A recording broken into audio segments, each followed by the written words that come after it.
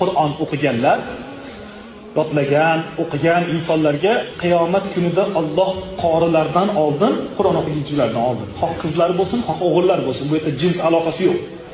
Mana shu insonlarda Qur'on tilovatini o'qigan, Allohning kalomini o'qigan va yodlaganlarda o'zini emas, ota-onasini chaqirtiringlar deydi Alloh taolo. Ota-onasini chaqirtiringlar deganda chaqirilayotgan ota-onalarning Allohning e'tiborini qarang, piyoda yurishmasin deydi Alloh taolo. Meni huzurimga jamoatning ichida piyoda kelishmasin deydi Alloh taolo. Farishtalarni xizmatga buyurib, tillodan bo'lgan kursilarda Qur'on o'qigan insonlarning ota-onasi ko'tarilib keladi. Sizlar biz atrofdagilar o'tirganlar hayron qolib, yo bu payg'ambarlar kelyapti, yo yana bir qanaqadir toifa kelyapti, Allohning yaqin bandalari kelyapti deb xavotirga tushib qolgan paytimizda farishtalar aytadi: "Ey musulmonlar, o'rganinglar, Qur'on o'qiganlarda ota-onasini Alloh mana shu tillodan bo'lgan kursilarda olib keltiradi" deydi farishtalar.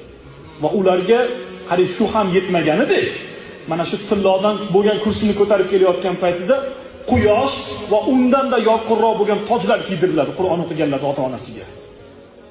Keyin qatorasiga jannatga kirib ketishadi. O'zlari, farzandlari va farzandlari shogird chiqargan insonlar. Mana eng kichkina mukofot azizlar. Kattasini haqida gapirmay qo'yar, kattasi haqida gapirsam, hamma Qur'on o'qishga o'tib ketib qoladi. Shu sabablarni Qur'onning muhabbatini